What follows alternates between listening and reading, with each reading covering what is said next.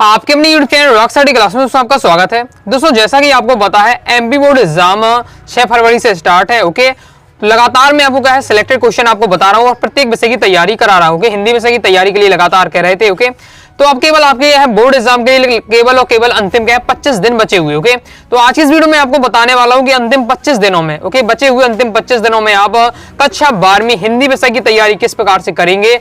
Okay, जिससे आप अपने टारगेट 95+ अंक प्राप्त करें हिंदी विषय में। ओके, अधिकतम जो टॉपर स्टूडेंट मैंने देखे हैं ओके फिजिक्स, केमिस्ट्री, बायोलॉजी में या मैथ में अच्छे नंबर लाते हैं, लेकिन उनके क्या है हिंदी विषय में कम नंबर हो जाते हैं। ओके, जैसे उनके क्या है परसेंटेज गिर जाती है, क्योंकि अगर आपको बेहतरीन परसेंटेज बनानी है तो सभी विषय में आपके क्या है अच्छे नंबर होने चाहिए। ओके, यह नहीं होगा कि आप 2 से 3 विषय में आपके 100 में 100 नंबर भी ला रहे, 95+ नंबर ला रहे, लेकिन किसी विषय में आप अगर 80 या 82, 85 भी रह जाते हैं तो भी आपकी पूरी परसेंट आपकी गिर जाएगी। ओके, इसलिए आपको पूरी परसेंटेज क्लियर बनाने के लिए आपको क्या है प्रत्येक विषय में अच्छा नंबर लाना पड़ेगा। ओके, हिंदी विषय देखने में आसान लगता है, लेकिन जितना देखने में आसान दिखता है उतना है नहीं। ओके, अधिकतम स्टूडेंट्स में क्या है 95+ अंक लाने में क्या है मुश्किल पड़ जाती है। ओके, तो इसलिए हम इस वीडियो में बात करेंगे अंतिम 25 दिनों में आपको किस प्रकार से तैयारी करनी है, कौन कौन से टॉपिक पढ़ने हैं, कहां से पढ़ने हैं। ओके, तो चलिए स्टार्ट कर लेते हैं। ओके, तो इसको हमें जानने के लिए हिंदी विषय की तैयारी कैसे करनी है। ओके, तो हिंदी विषय को पहले हमें ये देखना पड़ेगा कि हमें क्या है कौन कौन से टॉपिक तैयार करने। ओके, तो सबसे पहले मैं आपको क्या है कक्षा 12वीं हिंदी का क्या है सिलेबस बताऊंगा। ओके, सिलेबस बताने के साथ साथ बताऊंगा किसको कितना टाइम देना है, कहां से कौन टॉपिक पढ़ना है और पेपर में आपके किस किस टाइप के क्वेश्चन आपसे पूछे जाते हैं, कौन आपको सबसे पहले तैयार करना है, कौन बाद में। ओके, तो चलिए स्टार्ट कर लेते हैं। तो ये है मेरे पास क्या है कक्षा 12वीं का सत्र 2023-24 मतलब आपके इसी साल के लिए हिंदी का पाठ्यक्रम। Okay, syllabus. तो सबसे पहले आपको क्या करना है, तो क्रम से मैं आपको क्या है बताते जाऊंगा, कॉपी रख लीजिएगा, नोट करते जाइएगा। ओके, सबसे पहले दोस्तों आपको क्या है आरोह काव्य खंड में आपको क्या है क्वेश्चन आंसर याद करने पड़ते हैं। ये आपके चैप्टर आने हैं, ये आपके दिए हुए हैं। ओके, इससे पहले सबसे पहले आपको क्या करना है, आपको जितने भी चैप्टर दिए हुए जितने भी चैप्टर हैं उनके आपको लेखक तैयार कर लेना है। ओके, सबसे पहले आपको एक कॉपी में आपको लिख लेना है, एक साइड लिखना है आपको चैप्टर का नाम और उसके बगल में लेखक लिख लेना है। ओके, तो जैसे पहला चैप्टर है अपना आत्मपरिचय एक गीत, तो आपको डैश लगा कर लिख देना है उसके लेखक कौन है, हरिवंश राय बच्चन। ओके, फिर दूसरा चैप्टर अपना पतंग, तो उसके लेखक कौन है, आलोक धनवा। ओके, फिर तीसरा अपना चैप्टर है कविता के बहाने बात सीधी थी, के लेखक कौन है, कुंवर नारायण। ओके, कैमरे बंद अपाहिज रघुवीर साय। इस प्रकार से आप पूरा नोट कर लीजिएगा। आपके 10 ही चैप्टर है, 10 के 10 आपको चैप्टर लिख देना, उनके लेखक आपको तैयार कर लेना है और क्लियर अच्छे से तैयार कर लीजिएगा। ओके, आप क्या है लिख कर टांग लीजिएगा, लेकिन दीवार पर, लेकिन आपको क्या है क्लियर याद होना चाहिए। ओके, इसी प्रकार से सेम आपको ये आपका क्या है, ये आपका काव्य खंड है। ओके, तो इसी प्रकार से सेम आपको क्या गद्य खंड में कर लेना है कि चैप्टर आपका पहला है गद्य खंड में भक्तिन, इसके लेखक कौन है, महादेवी वर्मा। दूसरा चैप्टर है बाजार दर्शन, इसमें आपका लेखक कौन है, जयनंद कुमार। ओके, काली मेघा पानी देव, धनवीर भारती, पहलवान की ढोलक, फणीश्वर नाथ नेहरू। इसी बार में भी क्या है 6 से 7 आपके चैप्टर दिए हैं, इनके भी आपको लेखक तैयार कर लेना है। ओके, ऐसा क्यों कह रहा हूं, क्योंकि आप क्या कोई भी पेपर उठा लीजिए, प्रीवियस पेपर उठा लीजिए, तो आपके 2 से 3 नंबर के ऑब्जेक्ट आते हैं। ओके, चाहे आप त्रैमासिक परीक्षा का पेपर देखिए, अर्धवार्षिक परीक्षा का पेपर देख लीजिए। ओके, और चाहे आप जो मॉडल पेपर आया है, मैं आपको सॉल्यूशन ही बताया, वो पेपर उठा कर देख लीजिए। ओके, इससे पहले के प्रीवियस पेपर उठा लीजिए, सभी में क्या है 2 से 3 नंबर कैसे आते हैं कि इस चैप्टर के लेखक कौन है, तो ये आपको अच्छे से तैयार कर लेना है। ओके, साथ ही साथ आगे आपको पता है आपको क्या है गद्यांश पद्यांश की व्याख्या, संदर्भ प्रसंग व्याख्या करने के लिए आती है। तो जब आप क्या संदर्भ लिखेंगे तो आपको पता है कि उपरोक्त पद्यांश या गद्यांश इस चैप्टर से लिया गया है, इसके लेखक ये है फलाना है। इस प्रकार से तो आपको लेखक आपको क्या है होगा, याद होगा, तभी आप लिख पाएंगे। ओके, और क्या है जब टीचर नंबर देता है तो सबसे पहले संदर्भ ही देखता है। अगर स्टूडेंट ने क्या है उस चैप्टर का नाम सही बताया है, गद्यांश से पद्यांश का लेखक बताया है, तुरंत ही आगे के नंबर दे देता है। ओके, क्योंकि वो क्लियर होना चाहिए, तो ये आपको सबसे पहले तैयार कर लेना है। ओके, इसके बाद क्या है आपको क्रम से इंपॉर्टेंट क्वेश्चन आंसर आपको तैयार कर लीजिएगा बचे हुए समय में। ओके, मैं बताऊं कितने कितने दिन देना है, पहले आप देख लीजिए आपको कौन कौन से टॉपिक तैयार करने हैं। ओके, क्योंकि इसमें हिंदी में क्या है सबसे बड़ी समस्या रहती है, बहुत सारे टॉपिक हो जाते हैं और क्या है कंफ्यूजन हो जाती है। ओके, तो आपको सबसे पहले क्या कर लेना है, लेखक के नाम तैयार कर लेना है प्रत्येक चैप्टर के। ओके, चाहे आपका वो काव्य खंड हो या फिर आपका गद्य खंड हो या आपके बेतान वाले चैप्टर हैं, 3 से 4 जो बेतान वाले चैप्टर हैं, इनके भी आपको लेखक तैयार कर लेना है। ओके, तो इसके बाद दोस्तों आपको क्या करना है, जो आपको क्या है काव्य खंड के इंपॉर्टेंट क्वेश्चन आंसर तैयार कर लीजिएगा 10 के 10 चैप्टर के। ओके, ज्यादा नहीं है, 40 से 50 इंपॉर्टेंट क्वेश्चन है, मैं आगे आपको वीडियो लाऊंगा, टेंशन आपको बिल्कुल भी नहीं है,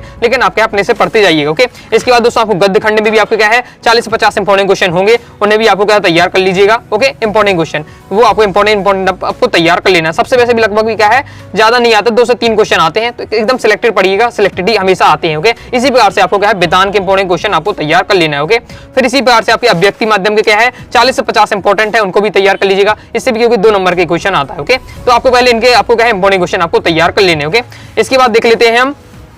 इसके बाद दोस्तों आपका सबसे आसान रहता है जिसमें आप क्या है 3 3 दूनी 6 नंबर आप क्या पक्का कर सकते हैं, वह है आपका क्या है कवि परिचय और आपका क्या है लेखक परिचय। ओके, लेखक परिचय 3 नंबर का रहने वाला है आपका, और कवि परिचय 3 नंबर का रहने वाला, और ये ऐसे आपके 6 नंबर हो जाती है। 6 नंबर आपका हर स्टूडेंट पक्का कर सकता है। ओके, आपको कौन कौन से तैयार करना है चलिए वही मैं आपको बता देता हूँ। कवि परिचय 3 याद कर लीजिए और लेखक परिचय 3 याद कर लीजिए, उन्हीं में से आपका आ जाएगा और आपका क्या है पक्का हो जाएगा। बाकी मैंने आपको क्या है बताई भी है इनको विस्तार से किस प्रकार से आपको कवि परिचय लिखना है, ट्रिक भी बताइए, तो वही वीडियो जाकर देखिएगा। सबसे पहले आपको तैयार कर लीजिएगा किसका, हरिवंश राय बच्चन जी का, रघुवीर सहाय जी का, सूर्यकांत त्रिपाठी निराला जी का और तुलसीदास जी का। ये 3 से 4 आपको अच्छे से तैयार कर लीजिएगा। ओके, तुलसीदास जी का मैंने अभी बता चुका हूँ, सूर्यकांत त्रिपाठी निराला जी का बताया है, और पहले मैंने क्या आपको हरिवंश राय बच्चन, कुंवर नारायण जी और रघुवीर सहाय का बताया। ओके, तो आपको कौन तैयार कर लेना है, आप क्या हरिवंश राय बच्चन जी का तैयार कर लीजिएगा, सूर्यकांत त्रिपाठी निराला जी का, तुलसीदास जी का, और ओके, और आपको क्या है एक आपको क्या है आपको रघुवीर सहाय जी का तैयार कर लीजिए। 4 आपको तैयार करना है, ज्यादा नहीं करना है। ओके,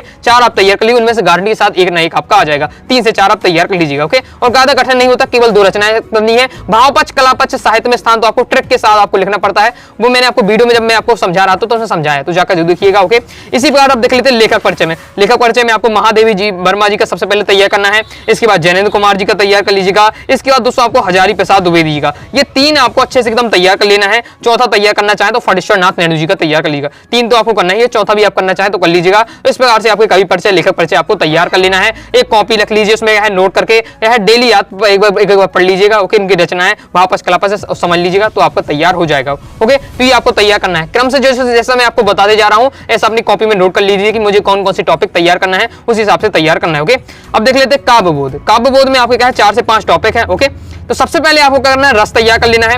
रस में क्या रहता है आपकी रस की परिभाषा रहती है। आप क्या है 9वीं से पढ़ते आ रहे हैं, 9वीं से तो कह ही सकते हैं, 9वीं 10वीं 11वीं 12वीं रस तो पढ़ते ही आ रहे हैं। रस रंग, रस के अंग प्रकार, ओके, एक और सभी के आपको क्या है उदाहरण तैयार कर लीजिएगा। मुख्य तो आपको कर ही लीजिएगा। ओके, 10 आपके रस है तो आपको तैयार कर लेना है। ओके, इसके बाद आपके अलंकार। ओके, अलंकार में लगातार कमेंट आते हैं बहुत से स्टूडेंट के, किस तरह लिख तो दिया है, ये आपको पता है कि एग्जाम में अलंकार आएंगे, बहुत सारे अलंकार हैं, कौन कौन से अलंकार करें, तो भाई क्या है आपके जो सिलेबस दिया हुआ, ये आपका एमपी बोर्ड द्वारा जारी किया हुआ सिलेबस। ओके, उसमें डायरेक्ट बताया गया है कि आपको जितने सारे अलंकार है कोई भी अलंकार नहीं पढ़ना है, केवल जो एमपी बोर्ड ने बताया है केवल उन्हीं को तैयार करना है। तो एमपी बोर्ड ने साफ साफ लिखा है अलंकार, परिचय एवं प्रकार। ओके, तो परिचय एवं प्रकार तो ठीक है, नॉर्मल कम ही आता है। अलंकार में आपको केवल और केवल 5 अलंकार तैयार करना है, उसके अलावा और कोई भी आपको अलंकार नहीं तैयार करना है। संदेह अलंकार तैयार करना है। ओके, भ्रांतिमान अलंकार, विरोधाभास अलंकार, सांगरूपक अलंकार, व्यतिरेक अलंकार, 5 अलंकार तैयार कर लीजिएगा। उनकी परिभाषा उदाहरण गारंटी के साथ यहाँ से आपके 2 नंबर पक्का हो जाएंगे, क्योंकि अक्सर प्रीवियस पेपर भी उठा लीजिए, मॉडल पेपर भी उठा लीजिएगा, 2 नंबर के क्वेश्चन आता है, डायरेक्ट लिखा होगा संदेह अलंकार की परिभाषा उदाहरण लिखिए, विरोधाभास अलंकार की परिभाषा उदाहरण लिखिए, व्यतिरेक अलंकार की परिभाषा उदाहरण लिखिए, इस प्रकार से आता है। तो गारंटी के साथ आपका रहेगा, इसलिए आप 5 केवल आपको तैयार कर लेना इनके अलंकार की परिभाषा उदाहरण। ओके, तो आपके क्या है अलंकार तैयार हो जाएंगे। ओके, इसके बाद देखिए यमक अलंकार होता है, आपको पता है, श्लेष अलंकार होता है, अनुप्रास अलंकार होता है, तो ये सब आपको नहीं तैयार करना है, केवल और केवल आपको 5 में फोकस करना है, आपके यहां से 2 नंबर पक्के हो जाएंगे। ओके, छंद है, तो छंद में भी दोस्तों आपको बताया गया है कौन कौन से छंद आपको तैयार करने हैं, क्योंकि आपको पता है छंद भी बहुत प्रकार के होते हैं, दोहा, चौपाई, सोठा, रोला, इतने प्रकार के कई सारे प्रकार के छंद होते हैं, लेकिन आपको केवल और केवल क्या है इसमें 4 आपको छंद बताए हैं, तो 4 ही छंद आपको तैयार करने हैं। सोठा, कवित, सवैया, रुबाइयां, इन चारों छंद का आपको परिभाषा और इनका उदाहरण भी आपको तैयार कर लेना है। ओके, 4 छंद के अलावा कोई भी